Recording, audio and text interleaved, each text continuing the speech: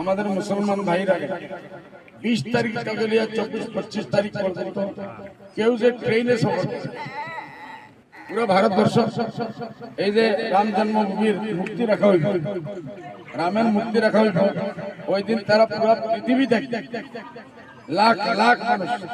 আর ভারতবর্ষ থেকে তো ঢাকাইতেছে গাড়ি, বাস, ট্রেন, স্পেশাল ট্রেন, প্লেন সব দিতেছে।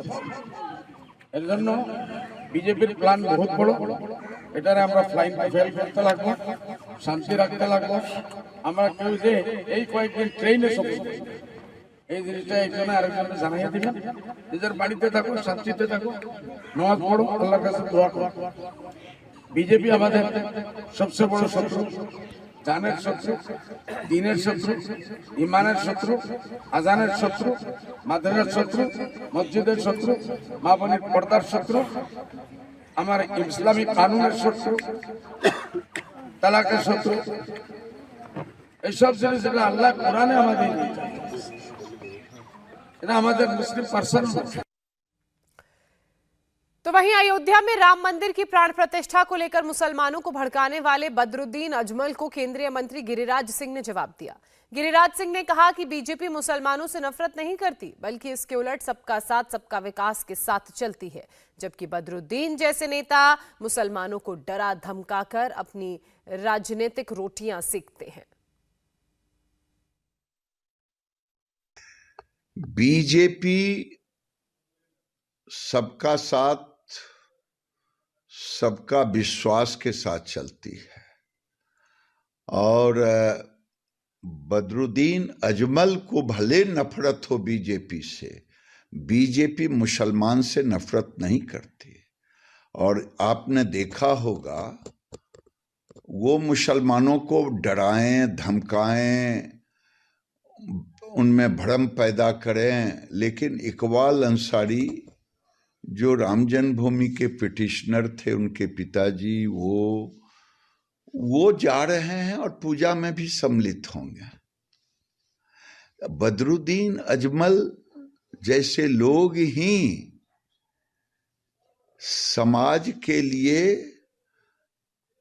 ओवैसी जैसे लोग, बदरुद्दीन अजमल जैसे लोग जो समाज में नफरत फैलाने का केवल काम करते हैं।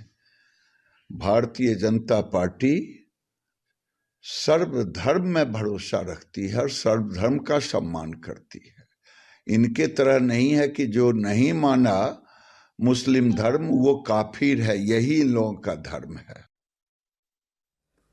एआईयूडीएफ चीफ बदरुद्दीन अजमल को तीखा जवाब बीजेपी अल्पसंख्यक मोर्चा के राष्ट्रीय अध्यक्ष जमाल सिद्दीकी ने भी दिया। जमाल सिद्दीकी ने बदरुद्दीन और ओवैसी जैसे नेताओं को वोट का दलाल बताया और कहा कि ये लोग सिर्फ और सिर्फ मुसलमानों के वोट लेने के लिए इस तरह की अनर्गल बातें करते हैं। जमाल सिद्दीकी ने कहा कि हिंदुस्तान का मुसलमान कानून को मानने वाला है और वो अयोध्या में बन रहे भव्य राम मंदिर का स्वागत करता है। बदरुद्दीन अजमल, असदुद्दीन अवैसी, ये खुद को मुसलमानों के बहुत बड़े रहनुमा समझते हैं अपने आप को। हालांकि ये दोनों वोट के दलाल हैं। वो अपने घर में पधार रहे, हमारे लिए खुशी की बात है और हमें डरने की आवश्यकता नहीं है। जो गुमराह कर रहे लोग, जिनकी वोट बैंक खत्म हो रही है, जिनकी दुकानें बंद हो रही है, उनकी दुकान को ताला लग रहा है, वो लोग तो हमें फिर से गुमराह करने की कोशिश करेंगे, अपनी रोटी सेकने के लिए हमें लड़ाने की कोशिश करेंगे, डराने की कोशिश करेंगे, लेकिन हमें डरना नहीं है। भारतीय जनता पार्टी सबकी अपनी पार्टी है, पूरे भारत की जनता की पार्टी है। प्रधानमंत्री श्री नरेंद्र मोदी जी ने 10 साल सबकी सेवा की है।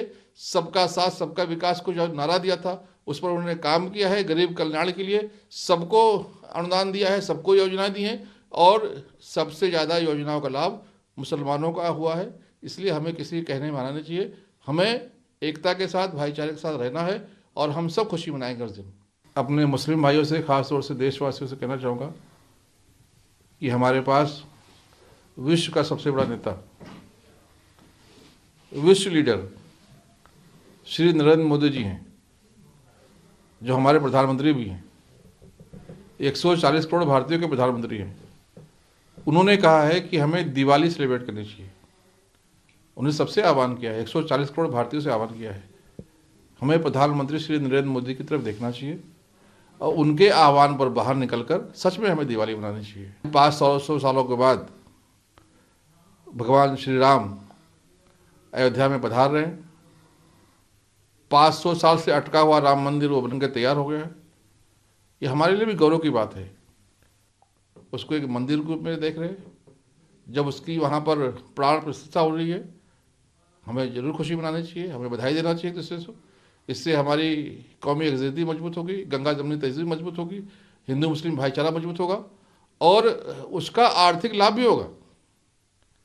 उत्तर प्रदेश में करोड़ों लोग आएंगे, देश विदेश के लोग उत्तर प्रदेश आएंगे, तो उत्तर प्रदेश में जो 19% मुसलमान है उसका भी आर्थिक लाभ होगा।